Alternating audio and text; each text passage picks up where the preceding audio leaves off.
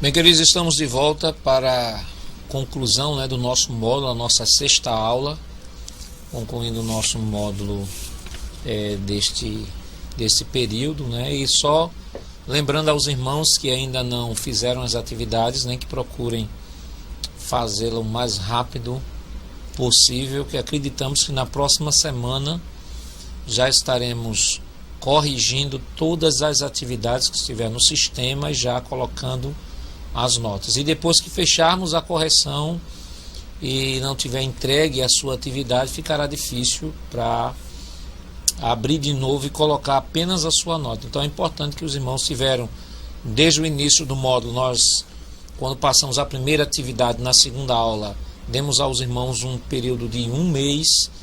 Na quarta aula demos mais outro mês para as atividades, e aí nós estamos concluindo hoje.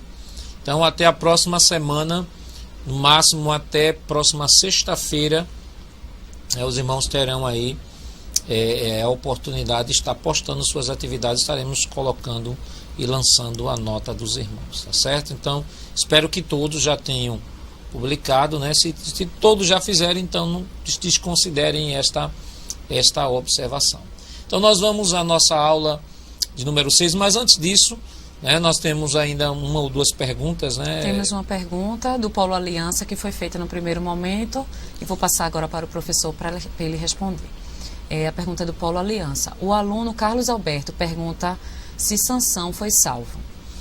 Olha, irmãos, em primeiro lugar, essa questão de estabelecer salvação ou não de quem está no Antigo ou no Novo Testamento, como eu disse na primeira aula, na quinta aula, na aula anterior, não nos cabe estabelecer juízo de valor sobre a vida de quem quer que seja no Antigo Testamento. É claro que, em princípio, nós estudamos, por exemplo, que um suicida do desespero, ele atentou contra a própria vida, quebrando o princípio lá de não matarás ou não assassinarás.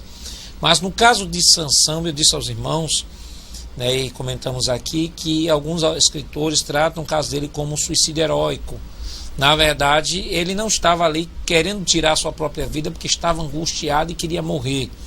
O que estava fazendo era em prol da sua nação, que é aquele mesmo caso que os autores colocam de um soldado que se lança sobre uma granada para proteger toda a sua tropa ao redor. Então, eu não gosto muito de trabalhar essa questão, esses juízos de valores com relação se alguém foi salvo, se não foi salvo. Mas, em linhas gerais, nós não temos dúvida alguma da salvação de Sansão, até porque ele é citado na galeria dos heróis da fé no livro de Hebreus. Então, só está na galeria dos heróis da fé do livro de Hebreus quem provavelmente, vamos dizer assim, numa linguagem neotestamentária, dormiu no Senhor. Mas não quer dizer que aqueles que não estejam na relação também não tinham dormido, porque o autor também trabalha em linhas gerais, em termos de resumo ali na galeria dos heróis da fé. E o nome de Sansão é citado justamente no capítulo 11 de Hebreus, versículo 32, e diz: E que mais direi? Certamente me faltará o tempo necessário para referir o que há de respeito a Gideão, de Baraque, de Sansão, de Jefté, de Davi, de Samuel e dos profetas. Então, Sansão entra na mesma relação que entra Davi, que entra Samuel, que entra os profetas. Então, não vejo dificuldade alguma para se questionar a salvação de Sansão. Ressalte-se e pontua-se aqui, que tanto no Antigo Testamento como no Novo Testamento a salvação sempre foi pela fé e não pelas obras. Temos mais alguma pergunta? Então vamos ao nosso próximo assunto. Vamos agora Tela cheia, Billy, por favor. Trabalhar o conteúdo programático, o 7º mandamento, ou a proteção do matrimônio e do corpo. Quais são os objetivos da nossa aula? Primeiro é mostrar a importância do 7º mandamento. Segundo, discutir os principais problemas a ele relacionado. E terceiro, definir a posição cristã ante os desafios. O 7º mandamento, não adulterarás. Na versão crítica, por sua vez, ele se torna bem mais amplo e específico, condenando qualquer imoralidade sexual, seja fornicação, prostituição, adultério, incesto, homossexualismo, lesbianismo ou sodomia. Levítico capítulo 20, versículo 10 ao 21. Volta aqui, Billy, por favor. Então, irmãos, nós estamos agora na aula 5, na aula de número 5, nós falamos sobre não matarás e os problemas a ele relacionados. Quais foram os problemas relacionados? Nós elencamos pena de morte, suicídio, aborto e guerras. Com relação a este mandamento, nós temos outras questões que dizem respeito a este mandamento, 7º mandamento, que é não adulterarás. E aqui o autor ele já coloca que ele é muito amplo, porque ele fala de qualquer imoralidade sexual, seja fornicação, prostituição, adultério, incesto, homossexualismo, lesbianismo ou sodomia, segundo Levítico capítulo 20, versículo 10 ao 21. Vamos começar pela versão positiva do mandamento. Nós temos a versão negativa, que é não adulterarás, mas vamos falar sobre a versão positiva. E qual é a versão positiva? Tela cheia, Billy, por favor. A versão positiva do 7º mandamento fala sobre pureza sexual, que a pureza envolve ações, palavras e pensamentos. Manter-se puro é a orientação divina para o homem. Volta aqui, Billy, por favor. Então, ao contrário do que alguns pensam aí fora e da maneira como foi construída esta ideia, isso, claro, sobretudo lá ali pelo século III e IV, quando se passou a ver a sexualidade como algo demoníaco, como se Satanás tivesse criado o sexo. O sexo foi criado por Satanás e, no princípio, Deus não queria isso.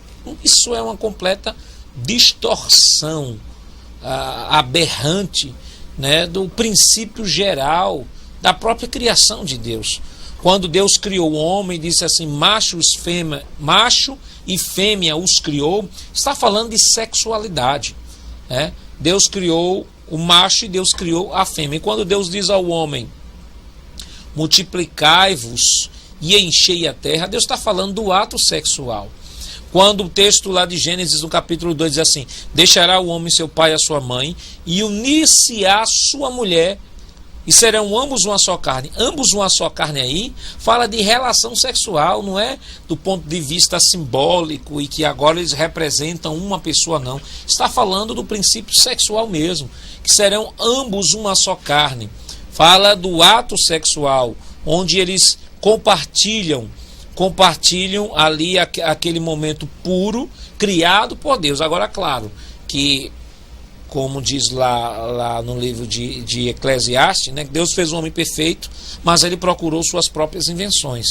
Então, o homem deturpa, na verdade, Satanás entra nesta avenida aí e vai deturpar de tudo aquilo que Deus criou. Aí entra as imoralidades, as práticas sexuais aberrantes e todo tipo de imoralidade e perversão sexual. Mas o sexo, originariamente, foi criado por Deus, foi criado dentro de um princípio de pureza. Deus criou o sexo para ser realizado dentro do matrimônio, dentro do casamento, um homem com uma mulher, não foi a poligamia, não foi a poligamia. Deus disse, deixará o homem, o seu pai e sua mãe, e unir-se-á a sua, singular, mulher, não é suas mulheres, a sua mulher, e serão ambos uma só carne. Então, o princípio do casamento, na orientação bíblica, e da sexualidade, é o casamento monogâmico, ou seja, entre um homem e uma mulher, e cujo ato sexual a gente vai ver que tem vários objetivos, e não a prática imoral. Logo, a questão, o sexo não é pecado, ele foi criado para ser realizado dentro do próprio casamento, como um troféu e uma coroa do casamento, não é?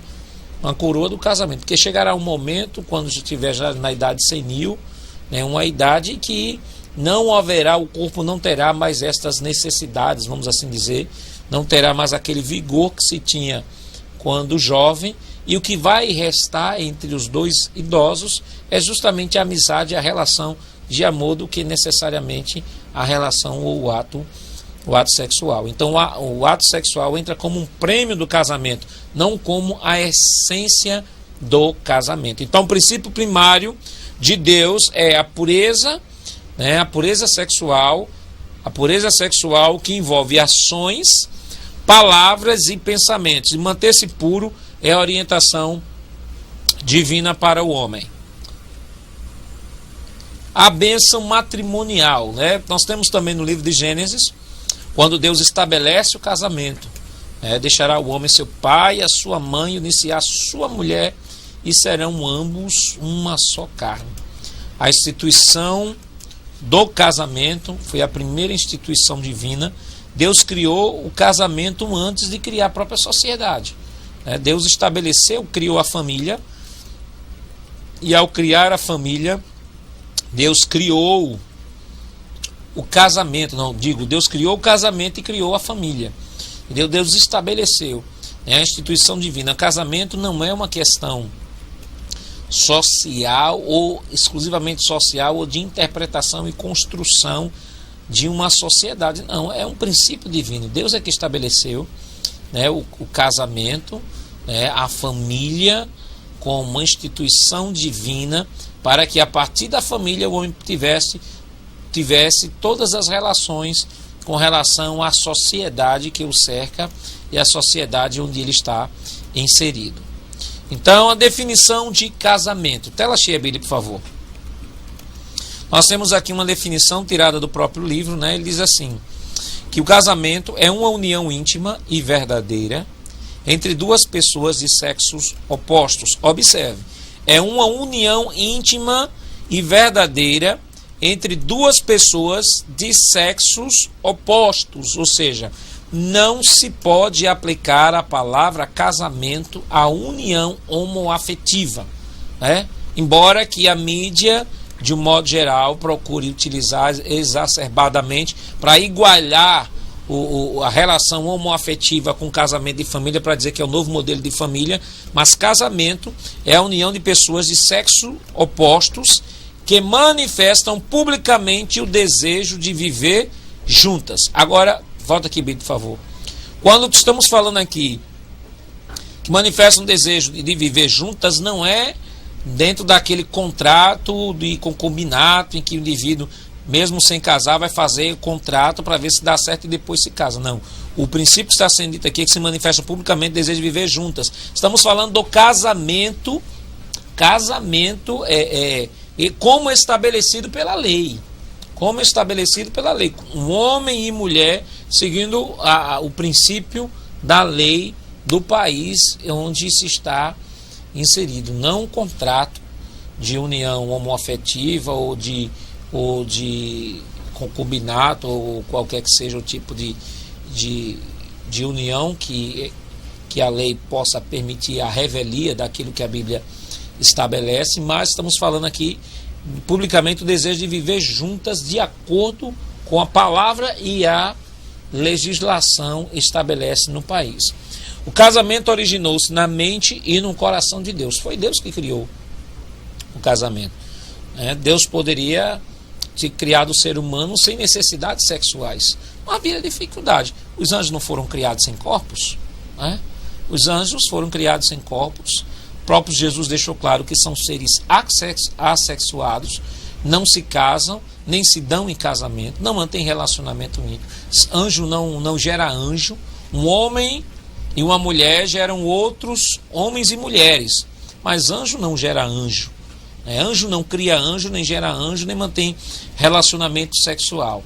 Então, é preciso que tenhamos isso bem esclarecido, bem definido na nossa mente, que o casamento foi criado por Deus e o sexo também foi criado por Deus. Foi Deus que criou.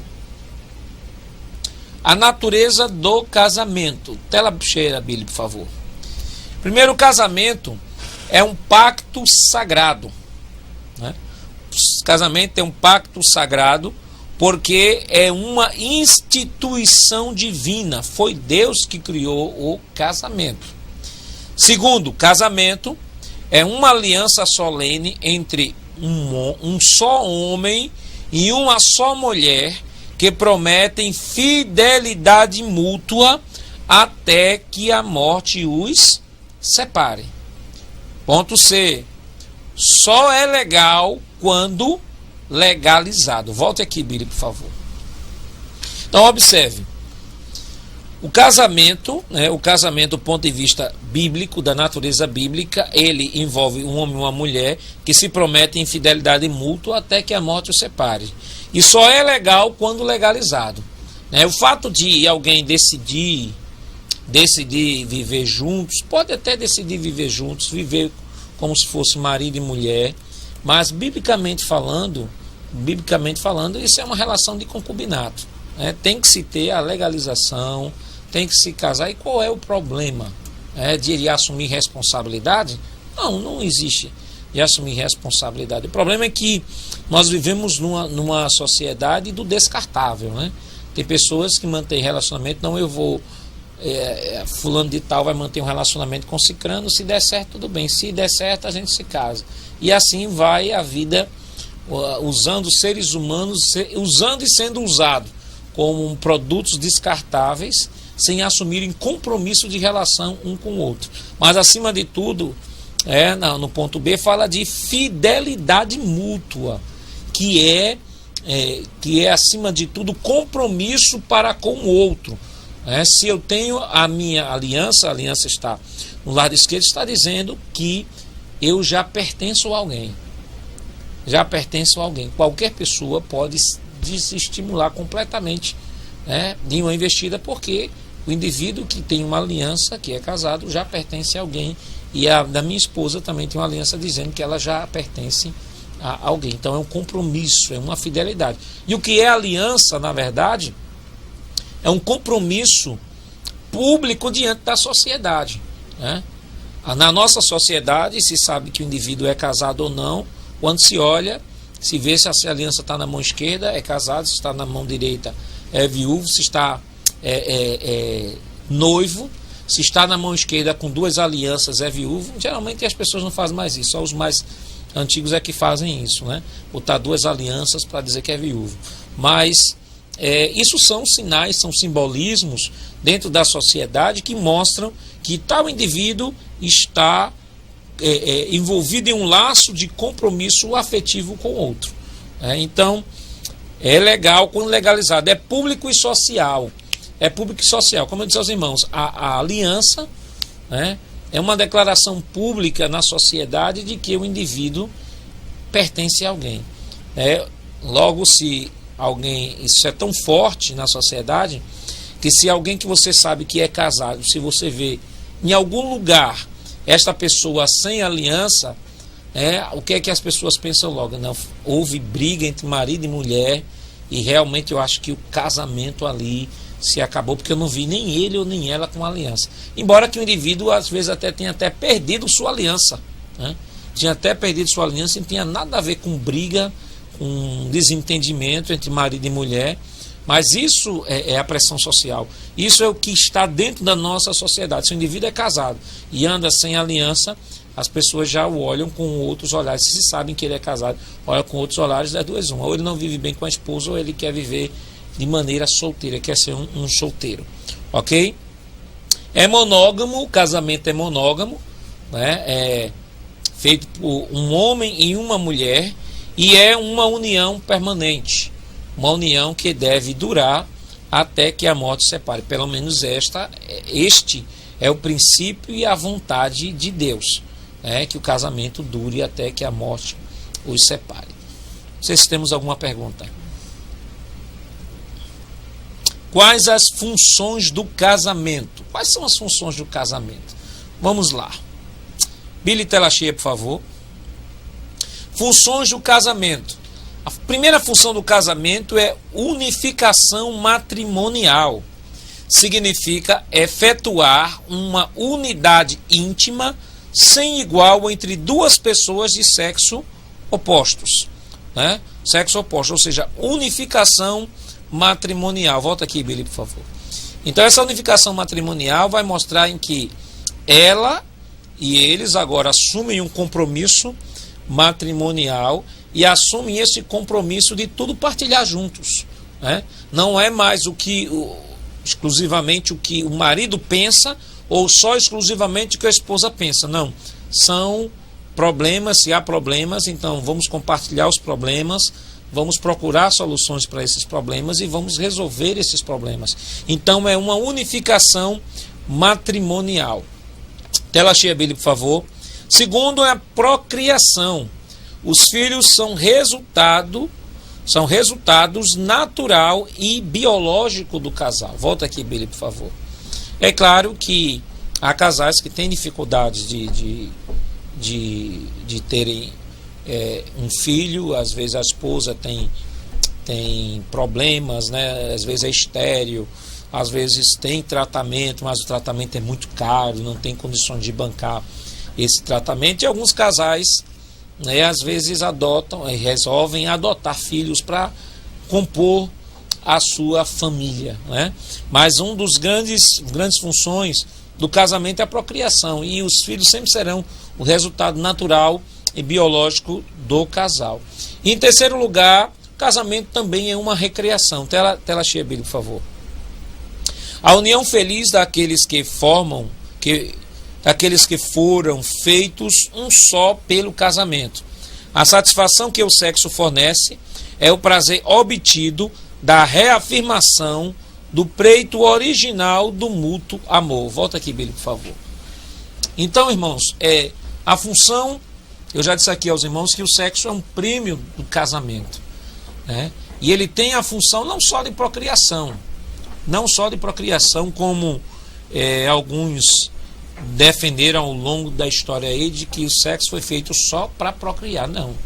Tem o lado da procriação, natural, né? Claro que a mulher no estado fértil, o homem mantendo um relacionamento com ela, desde que não tenha nenhum problema de fertilidade, é natural que daquele relacionamento vai ser gerado uma criança. Isso é natural, entendeu? Mas o sexo também não foi só criado para a procriação. A mulher não foi criada só para gerar filhos.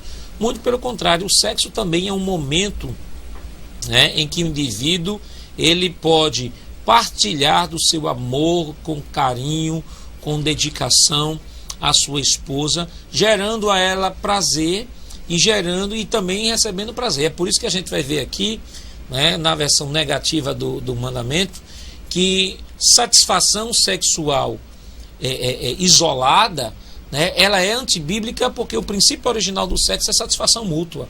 Quando Deus criou o sexo, criou para que ele pudesse ser realizado dentro do casamento e por duas pessoas, não por uma pessoa só, mas por duas pessoas. Então tem esse lado de recreação, de prazer, de satisfação, né? E aí nós temos alguns princípios bíblicos, né, que falam sobre isso, sobre o prazer, né? O prazer que o sexo é capaz de promover a um casal que está dentro do princípio da vontade de Deus, né? Então, isso nós temos do ponto de vista positivo a opção celibatária, né? Nós temos essa opção celibatária. Tela cheia, Billy, por favor. O que é celibato? Celibato é a opção do homem ou da mulher que por qualquer motivo não desejam ou não podem assumir o matrimônio. A opção celibatária, nos ensinos de Jesus, tela cheia, Billy, por favor. Nos ensinos de Jesus em Mateus 19 e 12, encontramos 3 tipos de pessoas que podem ser levadas a permanecerem solteiras. Primeiro, eunucos de nascença. Jesus diz, alguns nasceram eunucos de nascença. Volta aqui, Bíblia, por favor. No eunuco de nascença nós temos o caso, né, daquele do hermafroditismo, né, aqueles casos mais agudos de hermafroditismo, que os irmãos sabem que esse indivíduo ele nasce às vezes com 2 genitálias ou com uma genitália embutida, e que na verdade só com acompanhamento médico e quando ele cresce que vai se definir qual o seu tipo de sexo, né? Porque não há uma definição, vamos assim dizer, orgânica com relação àquele indivíduo. Então é preciso ser acompanhado pelo médico para se saber isso. O segundo ponto diz, outros a quem os homens os fizeram eunucos. Os que fizeram eunucos são aqueles que na época de Jesus, eles já desde crianças eram castrados para servirem a rainha, né? Servirem a rainha, cuidarem da rainha, dando banho na rainha, cuidado, sendo verdadeiros guardiães da rainha, né? E há casos também que na Idade Média se conta na história de que quando se tinha crianças que tinham vozes fenomenais, então para que aquela criança mantivesse aquela voz na Idade Média e que ela não perdesse, porque quando ela começasse a entrar na puberdade, automaticamente os hormônios masculinos iriam promover modificação na sua voz. Então a primeira coisa que eles faziam era castrar a criança. Então aquela criança crescia, tornava-se um adulto com aquela mesma voz infantil, porque ela foi castrada e logo os hormônios masculinos não tiveram ação sobre a sua voz. E aqueles que eram castrados para servir a rainha e servir a serviços específicos. E Jesus fala de outros que assim mesmo se fizeram eunucos para o reino de Deus. E esse aí já é o caso daqueles que recebem este dom. O Senhor deixa claro que isso é um dom de Deus, a habilidade do indivíduo permanecer e viver solteiro sem ter uma necessidade de manter um relacionamento íntimo com quem quer que seja, né? Jesus disse que até alguns se fizeram eunucos para o reino de Deus. Do ponto de vista bíblico, tela cheia, Bíblia, por favor. Do ponto de vista bíblico, a opção celibatária não se impõe. Antes é uma questão de carisma, aptidão e direção clara de Deus. Volta aqui, Bíblia, por favor. E aqui entra, né, a nossa reflexão sobre, né, algumas opções religiosas que acabam impondo sobre o indivíduo essa opção celibatária, né? Essa opção celibatária. E aqui, nós vemos que do ponto de vista bíblico isso não é uma imposição, é mais uma questão de carisma, aptidão e direção clara de Deus. Até porque até os sacerdotes do Antigo Testamento eles eram casados. E depois que sua esposa falecesse, eles poderiam casar ou com uma viúva ou casar com uma virgem. Então eram casados. Os apóstolos eram casados. Nós temos Pedro, né, na casa da sogra de Pedro. Pedro está lá, a questão da sogra de Pedro. Nós temos alguns apóstolos, algumas citações bíblicas que indicam que os apóstolos também tinham mulheres. Então não há nenhum respaldo bíblico, né, com relação da imposição do celibato como uma prática que deve ser seguida por todos os cristãos, até porque isso contraria até o princípio original da criação do casamento, que lá no início Deus criou o homem para manter relacionamento íntimo com uma mulher e crescer e encher a terra. Não sei se temos alguma pergunta. Temos sim, do Paulo Palmares, do aluno Carlos Antônio. A partir de quando foi instituído que aos olhos de Deus o casamento só é legalizado após assentamento em cartório? Foi através de alguma resolução de algum conselho das comunidades cristãs? Olha, irmão, em primeiro lugar nós temos que entender o que o princípio bíblico, como o princípio bíblico se conforma às culturas. né? Dentro da nossa cultura, esse casamento só é legal quando se passa por toda essa questão de cartório, legalização, etc.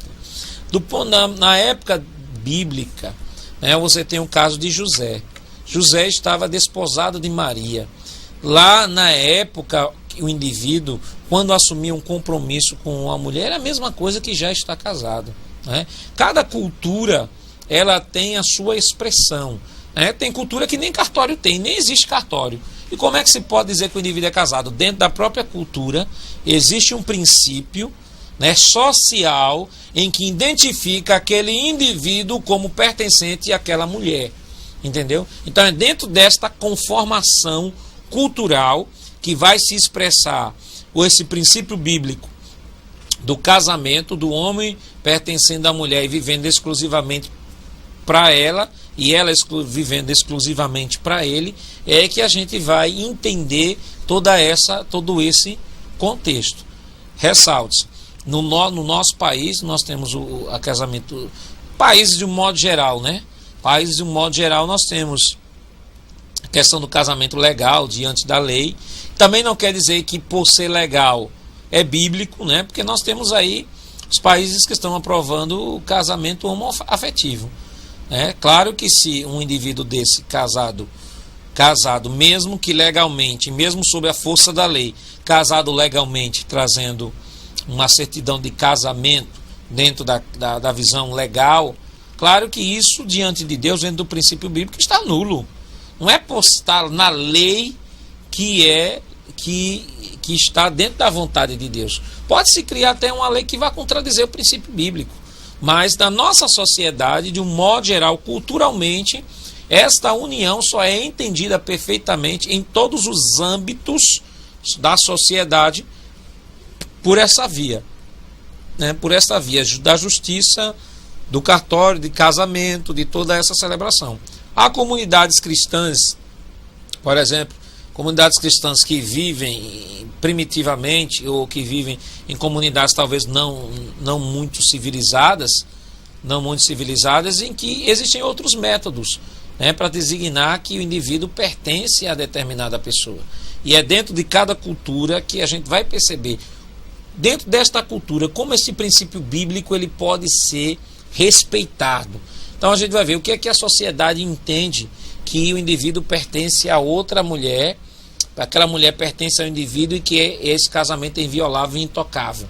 Então vai se perceber isso. Então dentro da nossa cultura existe o cartório, existe a lei, né, que estabelece e que franqueia isso para que o princípio bíblico seja vivido. Não sei se a gente tem outra pergunta.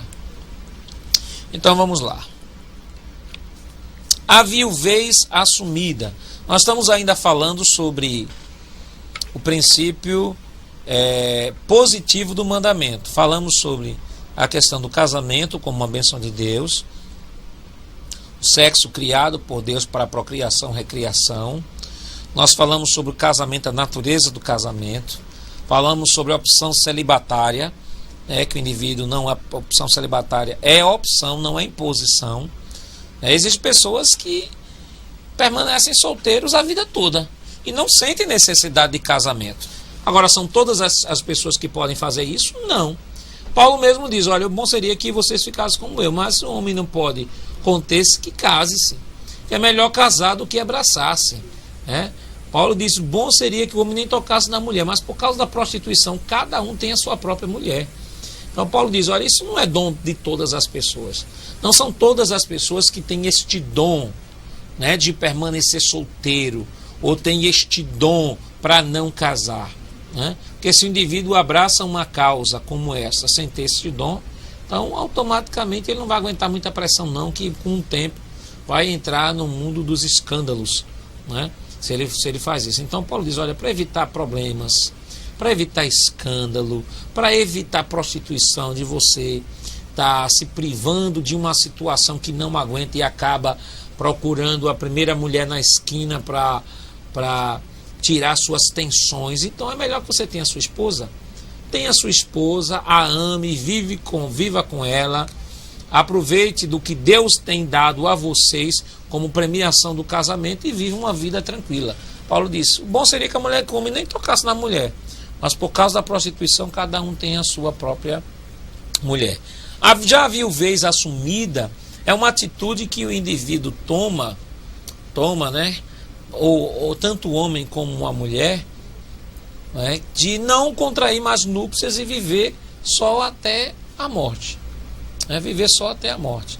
Há outros que entram numa situação de viuvez, mesmo sendo jovens, mas que realmente estavam tão ligadas à pessoa, amavam tanto que de repente dizem, olha, eu não vou conseguir me adaptar a outra pessoa, não vou, e resolvem ficarem viúvas até a morte. Isso é uma opção, mas aí tem aquela questão, né, que Paulo fala aos viúvos e aos solteiros, né, que se não pode viver como Paulo, que case-se. Na verdade, assumir a viuvez, sabendo que o indivíduo não tem potencial para suportar uma viuvez, então é melhor procurar um casamento, né, do que entrar no mundo da prostituição, no mundo do fica, né, que como diz aí fora, né, de ficar experimentando relacionamentos casuais, relacionamentos casuais, ao invés de ter a sua própria mulher ou ter o seu próprio marido. O termo viúva deriva do substantivo latino vidua, ou do verbo dividere, ou dividir, e significa que tal pessoa é dividida, separada do seu cônjuge pela morte. Existem pessoas que às vezes entram até em estado de luto permanente, né? O indivíduo, o esposo ou a esposa faleceram, e aí ele não encontra mais razão de ser nesse mundo em favor, em relação à vida, por conta de que o sentido da vida para ele ou para ela era aquele seu marido, a sua esposa. E às vezes entra no estado de luto, viúvo, e entra no estado de luto. E o estado de luto ele pode variar, né? Ele pode ser temporário ou pode ser permanente, dependendo da intensidade de como cada um vive esse estado. Há pessoas que vivem o estado de luto a vida inteira. E quando se fala do marido ou da esposa, parece que faleceu ontem. Parece que foi ontem que faleceu, mesmo tendo decorrido os 10, 20, 30 anos depois, é porque eles entraram no estado de luto, né, que é muito preocupante, que se não tomar o devido cuidado, o indivíduo pode entrar em uma depressão e, consequentemente, a uma morte. Não sei se tem alguma pergunta. Então vamos lá. Vamos agora para a versão negativa do 7º mandamento. Falamos sobre a versão positiva, questão do casamento, pureza sexual, celibato e viuvez, que é a versão positiva do casamento, né? Então vamos agora para a versão negativa, positiva do casamento não, positiva do mandamento, mandamento que é não adulterarás. Qual é a versão positiva do mandamento não adulterarás? Primeiro, casamento é um dom de Deus, foi criado por Deus. Segundo, o sexo foi criado por Deus. Terceiro, o celibato é uma opção e não uma imposição. E a viuvez também é uma opção e não uma imposição. Porque quando alguém está viúvo, fica viúvo, a Bíblia não diz que ele não deva casar. Paulo diz que ele deve casar desde que faça no Senhor. Deve casar sim, mas desde que esse casamento seja no Senhor, se ele é cristão. Ok? Então vamos para a versão negativa do 7º mandamento, que é não adulterarás. Primeiro, fornicação. O que é fornicação?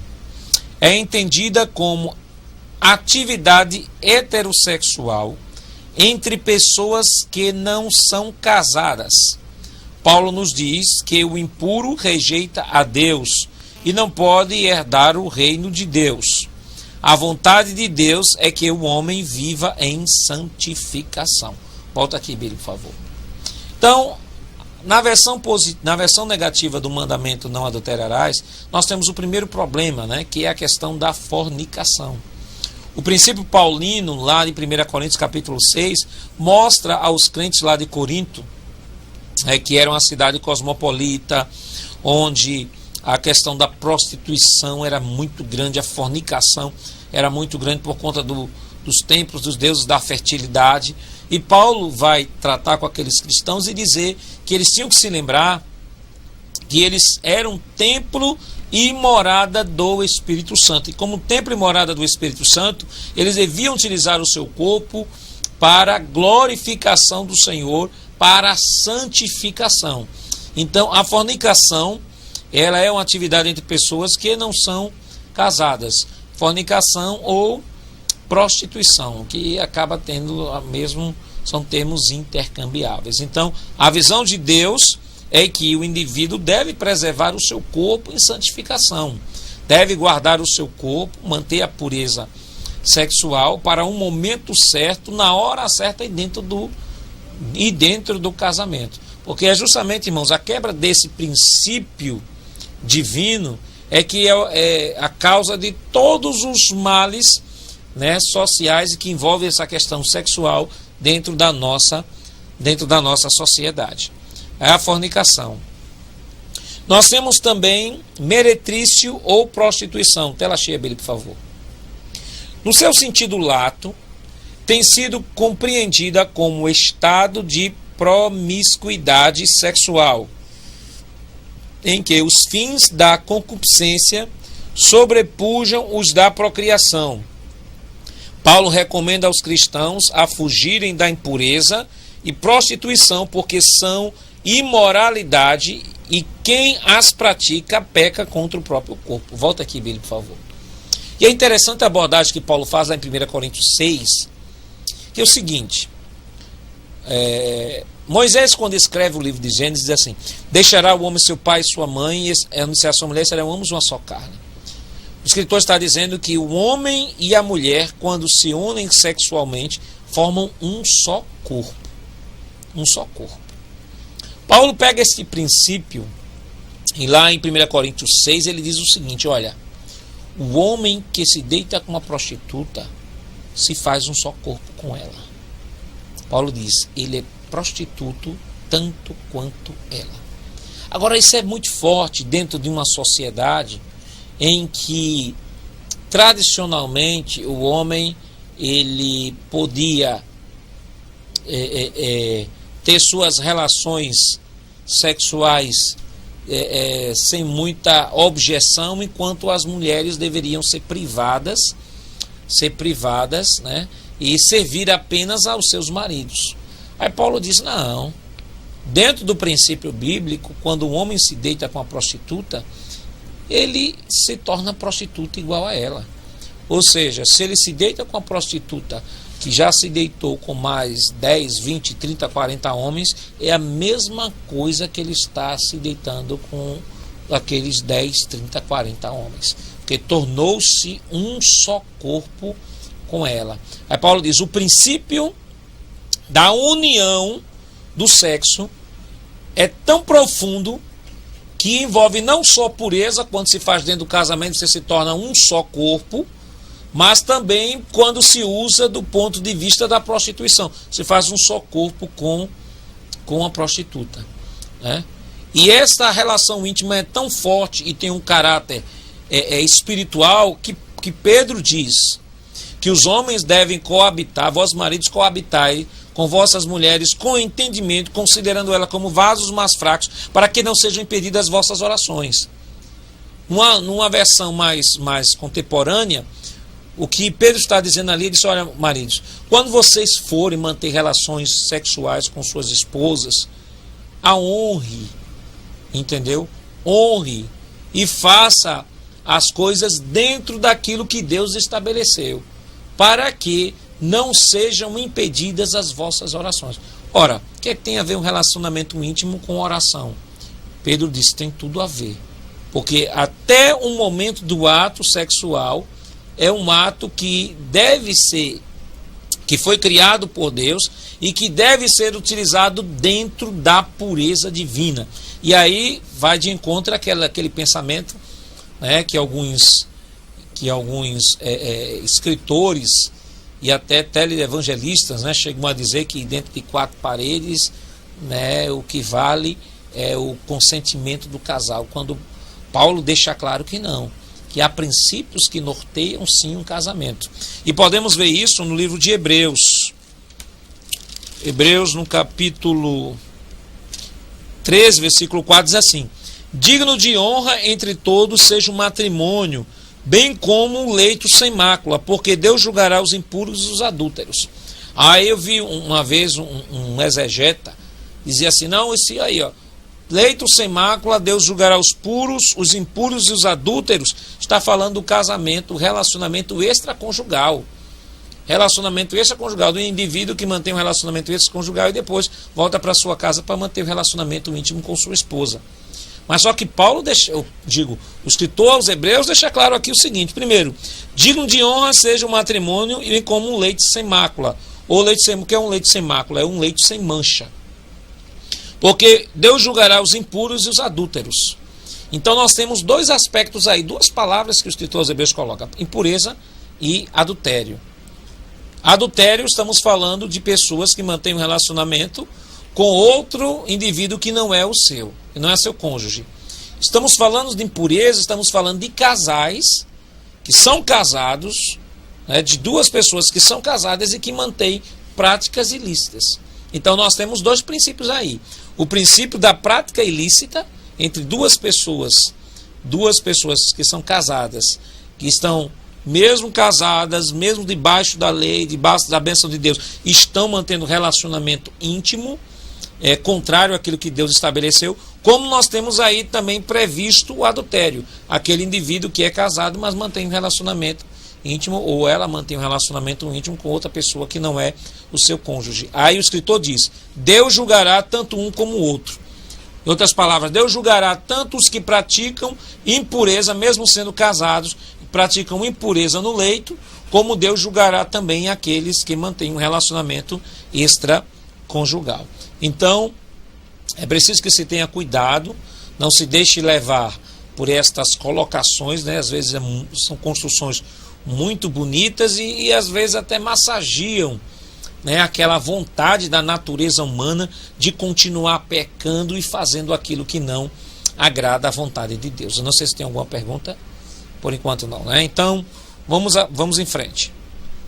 Nós temos a questão do adultério, né? Adultério. Vamos lá. Tela cheia, Billy, por favor. O adultério, aqui tem um conceito assim bem básico, claro, outros conceitos poderíamos dar aqui, mas pegamos este conceito do próprio livro. O adultério é uma falsidade contra o amor puro, contra a lealdade e contra a fidelidade matrimonial, contra o lar e contra a estabilidade social e emocional de uma sociedade. Volta aqui, Billy, por favor. Veja quantos prejuízos. Volta aqui, Billy, por favor. Veja quantos prejuízos o adultério é capaz de trazer.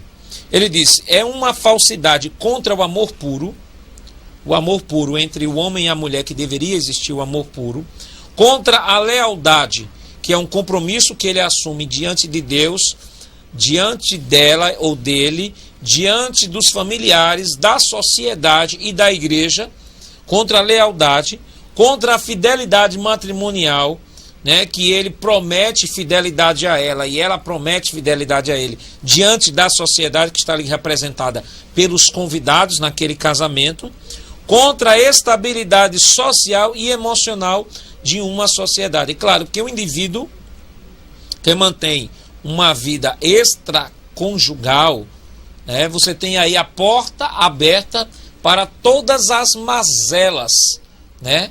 Todas as mazelas do ponto de vista sexual, incluindo aí nesse pacote são as doenças sexualmente transmissíveis, as DSTs, né, que são resultado justamente de relações que partem de infidelidades conjugais, entendeu? Que se cada indivíduo tivesse a sua própria esposa e vivesse com ela até o final da sua vida, nós teríamos uma sociedade sem praticamente problemas na área e de ordem de doenças sexualmente transmissíveis, né? Eu me lembro de uma frase que logo quando nosso pastor assumiu a igreja, né, vinha trazendo nos outdoors, que dizia o seguinte: a melhor prevenção contra a AIDS é a fidelidade conjugal. Isso é verdade, né? Isso é verdade. Por que é que uma mulher às vezes tem uma doença sexualmente transmissível quando só tem um só parceiro, ou se tem apenas o seu esposo? Claro, o seu esposo adquire essas doenças fora e aí acaba despejando e contaminando a sua esposa, né? Acaba contaminando a sua esposa. Então, ela não é só contra o adultério, não é um atentado só contra o amor puro, a lealdade, fidelidade matrimonial, mas contra o lar, estabilidade social e emocional de uma sociedade. O adultério, por adultério, vamos ter a cheia, Billy. Por adultério entendemos por quebrar, alterar, falsificar propositada e conscientemente o estado sadio do amor puro entre pessoas que assumiram publicamente o matrimônio. Na verdade, a própria palavra fala de quebrar, né? Quebra de aliança. Sempre quando, em todas as cerimônias de casamento, eu acredito na maioria, se pega a aliança, diz: olha, assim como esta aliança que não tem início nem tem fim, seja a vossa relação, assim como essa brilhe também o vosso relacionamento, assim como o ouro tem peso, assim tenha peso o vosso casamento.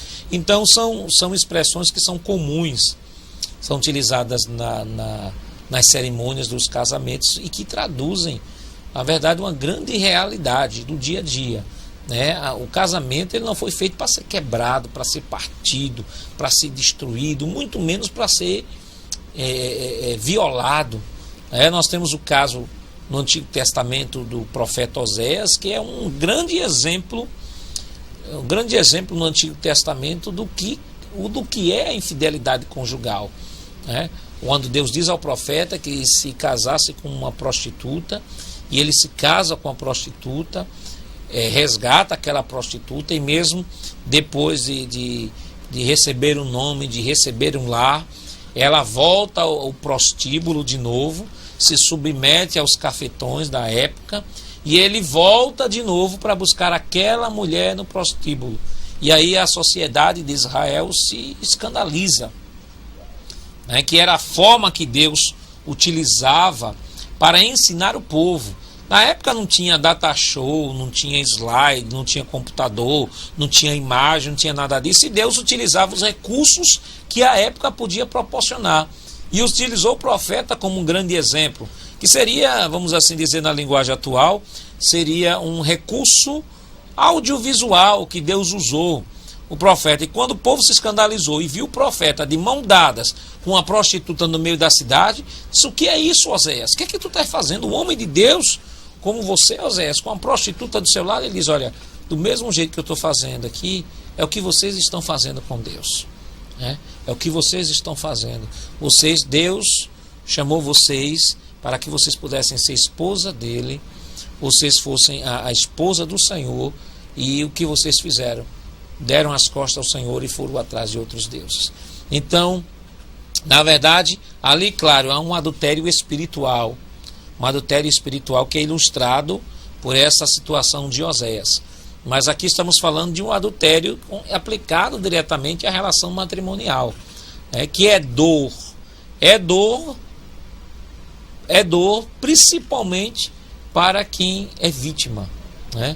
Principalmente para quem é vítima, que há situações em que não há espaço para perdão, as pessoas não se dispõem a perdoar, depende de cada caso, cada situação. Claro que a visão bíblica sempre será de perdão, sempre será de perdão, de abraçar, mas nós estamos vivendo no mundo dos homens, e que há situações em que não digo que se justifica, mas que cabe exclusivamente à pessoa que foi traída, decidir se vai ou não continuar, se vai ou não abraçar, e se pode se manter e voltar àquela estabilidade, né, aquela estabilidade conjugal que tinha antes do ato, mesmo depois dessa situação. Então é muito difícil, né?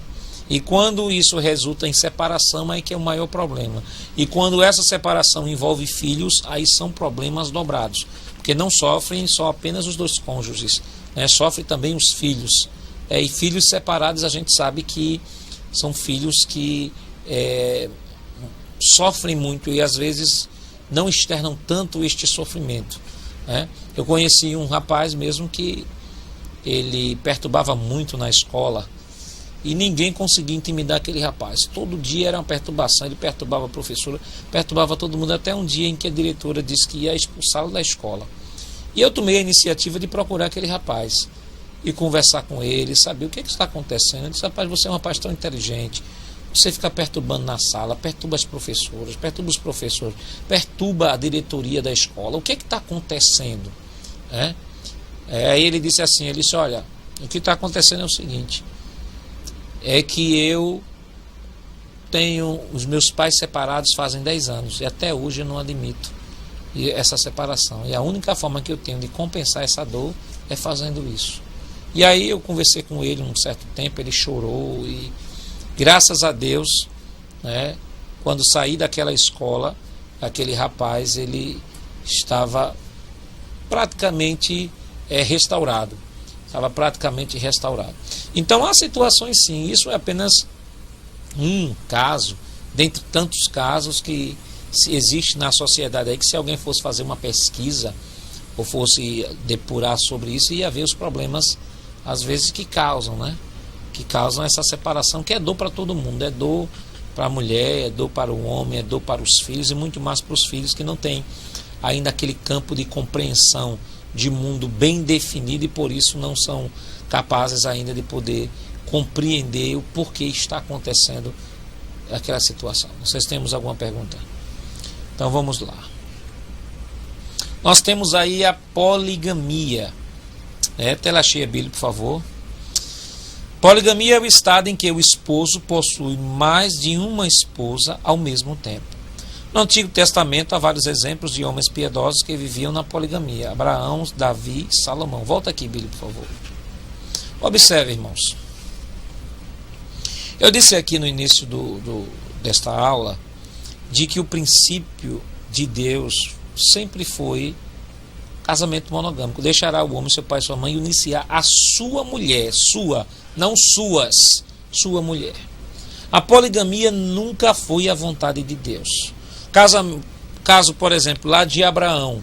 Caso de Abraão foi o resultante de incredulidade. Porque Deus disse a Abraão que ia dar uma semente. Abraão primeiro pensou que era de Eliezer. Aí Deus disse: não, vai ser da tua semente, então vai ser eu que vou gerar, tudo bem. Mas via a mulher estéril. Aí, pela cultura da época, o homem que tivesse uma riqueza e que não tivesse filhos porque sua mulher era estéril, ele poderia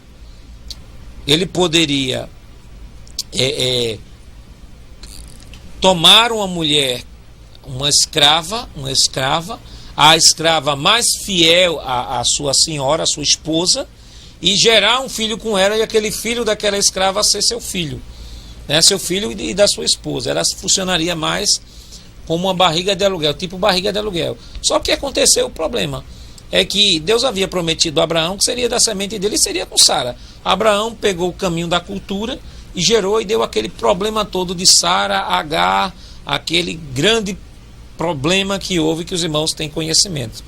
No caso de Davi e Salomão, nós temos Deus lá em Deuteronômio capítulo 17 instituindo, quando ia instituir o rei, né, dizendo os critérios, dizia: olha, ele pode ter várias mulheres, mas o que é que acontece? Saul constrói um harém, né, um harém de mulheres. Quando Davi assume o reinado, Davi não poderia se desfazer, né, daquele harém, porque aquele harém tinha mulheres que não só eram mulheres do rei, no sentido de coabitar com elas, mas aquelas mulheres representavam também alianças, né? Como a gente vê na Idade Média, por exemplo, quando para se manter paz entre dois povos, o príncipe de um povo casava com a princesa de outro povo, enquanto aquele casal vivia, então se mantinha paz entre aqueles dois povos. As mulheres nesse contexto, né, porque o harém, dentro da comunidade, da comunidade primitiva, ele não tinha um aspecto só do que algumas pessoas pensam hoje, que é a questão só sexual, de que a Salomão tinha várias mulheres, era uma mulher por noite. Não é esse sentido, queridos irmãos. Muito pelo contrário. Quanto maior dentro da cultura da época, quanto maior o harém, maior era o respeito. Era um harém, era uma pessoa respeitada, era uma pessoa que se colocava, se impunha na sociedade. Por exemplo, vamos guardar das devidas proporções, é como um indivíduo hoje que se pegasse, que sair aí no centro da cidade com uma Ferrari, todo mundo vai parar, vai olhar, vai admirar e vai saber que aquele é um homem de posse, é um homem que tem muito dinheiro, é um homem muito rico. Por quê? Porque tem aquele carro. Então, dentro da sociedade primitiva da época, funcionava essa ideia, né? O harém, quanto maior o harém, maior o respeito, maior a imposição, maior a postura, né? Então, quando Davi assume aquele harém, a própria cultura estabelecia que elas não poderiam ser despedidas, elas tinham que ser mantidas pelo rei até o final das suas vidas. E aquelas mulheres eram, na verdade, alianças, representavam também alianças com outros povos. Daí o harém de Salomão ser maior do que o harém de Saul e o de Davi, porque observe que, politicamente falando, Salomão costurou muitas alianças com muitos povos. O reino de Salomão se expandiu mais que o reino de Davi, mas à custa de diversas alianças. E essas mulheres representavam essas alianças como se fossem documentos públicos da relação que Salomão tinha com outros povos. Entendeu? Então, a questão da poligamia no Antigo Testamento nunca foi aprovada por Deus. Tanto que aqueles que tomaram esse caminho sempre tiveram problemas lá na frente. Deus nunca aprovou esse tipo. Agora, o fato da Bíblia relatar não quer dizer que a Bíblia esteja de acordo. A Bíblia está apenas sendo imparcial, narrando os fatos na forma como eles aconteceram. Mas o fato da Bíblia narrar os fatos da maneira como os eventos aconteceram, não quer dizer que a Bíblia esteja a favor, ou que Deus tolerou a poligamia. Não, que o princípio sempre foi monogâmico: deixará o homem seu pai e sua mãe, e serão ambos uma só carne. Não sei se tem mais alguma pergunta. Então, irmãos, só para os irmãos entenderem, essa questão da poligamia, primeiro, não tem um respaldo de Deus no Antigo Testamento, que o princípio é de Gênesis, um homem e uma mulher. Segundo, os haréns que Saul, Davi e Salomão tinha esse contexto também, esse sentido, né, de alianças, de postura, de poder dentro da própria sociedade, que mostrava que os colocava dentro da sociedade, não diante de Deus, mas dentro da sociedade, de um homem que deveria ser respeitado, que é um homem que tem um harém muito grande, era um homem de muitas posses, de muitas condições, de muito respeito e de muita autoridade, né? Ainda falando sobre a poligamia, embora a Bíblia relate diversos casos de poligamia no Antigo Testamento, isso não quer dizer que Deus o aprovasse. Deus nunca aprovou a poligamia no Antigo, nem no Novo Testamento, e nem hoje. O princípio sempre foi o princípio original de Deus. Outras formas de perversões sexuais, né? Nós temos diversas outras formas. Vamos aqui citar, por exemplo, zoofilia ou bestialidade, que é o sexo com animais, né? Sexo com animais, que isso sempre foi condenado pelas Escrituras. A Bíblia chama de bestialidade, e a terminologia contemporânea é zoofilia. Estupro, violência sexual, né? Também sempre foi condenado pelas Escrituras. Incesto, sexo entre familiares próximos, né? Não se pode, a Bíblia condena isso. Pedofilia, atração sexual por crianças, também a Bíblia condena. E várias outras formas de perversão, que em alguns casos, além de um aconselhamento pastoral, o indivíduo precisará de um acompanhamento psicológico para a sua cura. Volta aqui, Bíblia, por favor. que há coisas, irmãos, que estão na esfera de distúrbio de comportamento, né? Há pessoas que, além de um aconselhamento, se cristão, um aconselhamento pastoral, precisa de um acompanhamento psicológico. E, sobretudo, aqueles que, na infância, às vezes sofreram violência sexual e que até hoje sofrem com esta violência que sofreram. É um sofrimento silencioso, que muitas vezes as famílias não sabem. Muitas vezes são pessoas que ainda hoje e desde crianças são constantemente violentadas e ninguém sabe, e a pessoa carrega esse fardo nas suas costas sem ter a confiança de confessar a alguém, de conversar com alguém sobre o caso, com medo de que o seu algoz possa tirar a sua vida, o seu algoz possa fazer alguma coisa. Então ele prefere, ou ela prefere, ele ou ela preferem manter-se calados e manter-se vivos do que falar e serem mortos. Então isso é uma situação muito difícil, sobretudo hoje que nós temos uma sociedade que a cada dia, né, ela corre como um caminhão descendo a ladeira na quinta e sem freio, né?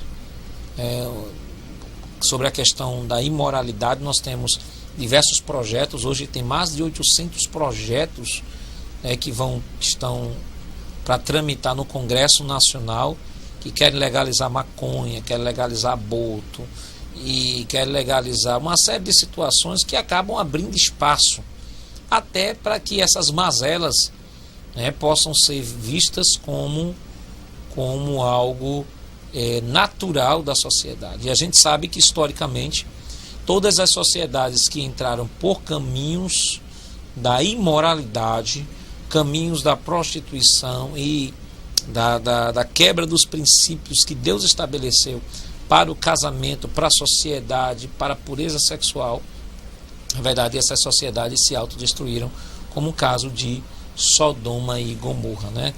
Tudo isso nós vemos que as consequências da quebra do princípio que Deus estabeleceu na sua palavra. Temos alguma pergunta?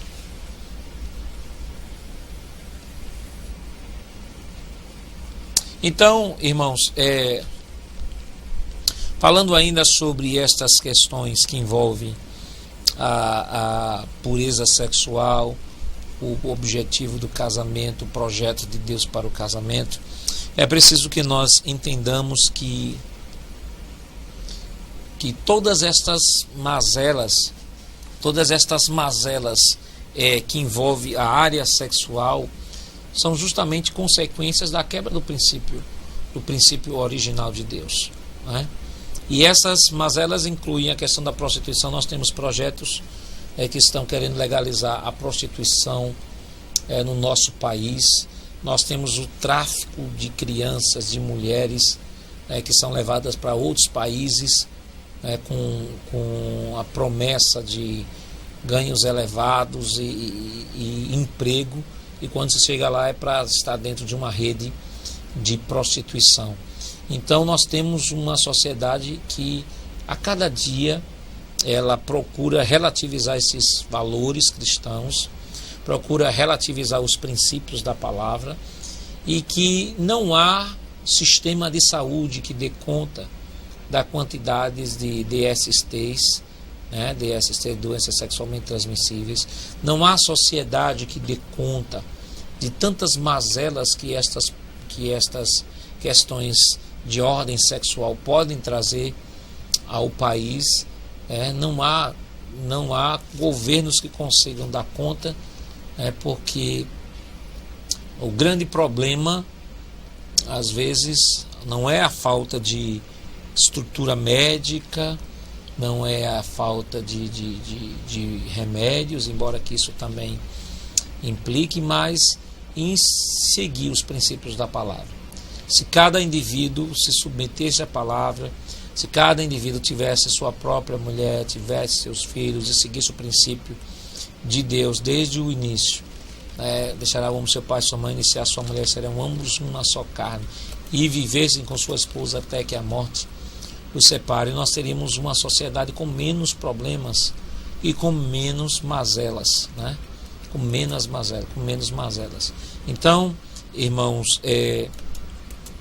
quando a Bíblia fala sobre não adulterar, está implícito aí não só o aspecto negativo deste mandamento, né, que aqui poderíamos falar de outras coisas, né, de várias outras situações que envolvem a área sexual, mas só elencamos apenas estes aqui para que pudéssemos trazer uma reflexão sobre isso. Então é importante que possamos, como cristãos que somos, continuar anunciando a orientação de Deus a este mundo, a essa sociedade, né, que tem ido de mal a pior, quer implementar em nosso país, né, a cultura gay, né, tornar o nosso país um país gay, trazendo estas relações sobre o efeito da lei, os decretos, né, que existiam na época de Nabucodonosor e que hoje voltam, né, que se o indivíduo tem o direito, por lei, de escolher o que ele quer para a vida dele. Agora, o problema está em, às vezes, querer colocar este direito que ele tem, impor à sociedade e fazer com que toda a sociedade siga este caminho. Então, nós vivemos uma sociedade democrática de direito. Aí, como sociedade democrática de direito, todos têm o direito, né, de participar, todos têm o direito de falar, todos têm o direito de externar sua opinião, de ouvir e ser ouvido. Não existe uma ideologia unilateral em que você apenas ouve e não pode ser ouvido, não é?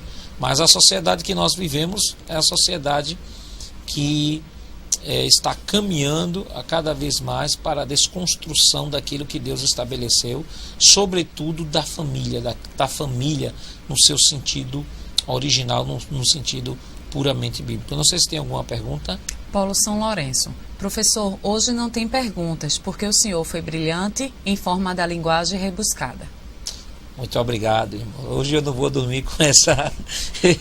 Obrigado, irmãos. Na verdade, eu agradeço, né, até os irmãos, a paciência que os irmãos tiveram nessas 6 aulas que aqui estivemos. Eu lamento muito porque nós não temos mais tempo, né, porque cada conceito aqui que nós trouxemos, né, seria uma aula. Só sobre o aborto aqui seria uma aula. Poderíamos trazer o aspecto científico, o aspecto filosófico, o aspecto moral, o aspecto medicinal, né, sobre a questão do aborto, mas infelizmente, né, o nosso tempo é reduzido, né, temos um cronograma, um programa para atender, e a minha palavra aqui para os irmãos é de incentivo, né, que os irmãos continuem aí firmes e fortes, né, nesse grande empreendimento, que é um investimento que os irmãos estão fazendo para si mesmo e para a igreja, né? À medida que você investe em você, se qualifica, você também está abençoando outras pessoas que estão lhe ouvindo e que estão participando com você dentro do mesmo ambiente. Então, Deus abençoe os irmãos. Não esqueçam de responder as perguntas, de fazer aquelas 2 atividades, salvo engano, foi a 2ª aula e a 4ª aulas, que nós trouxemos aqui as atividades para nota.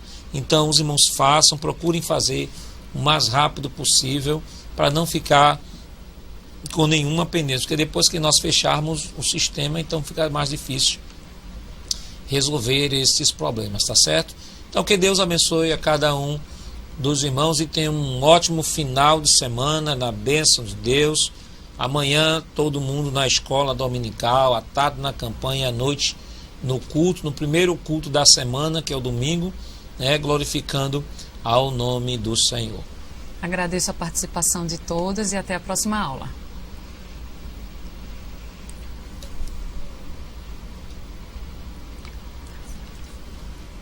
Estava tão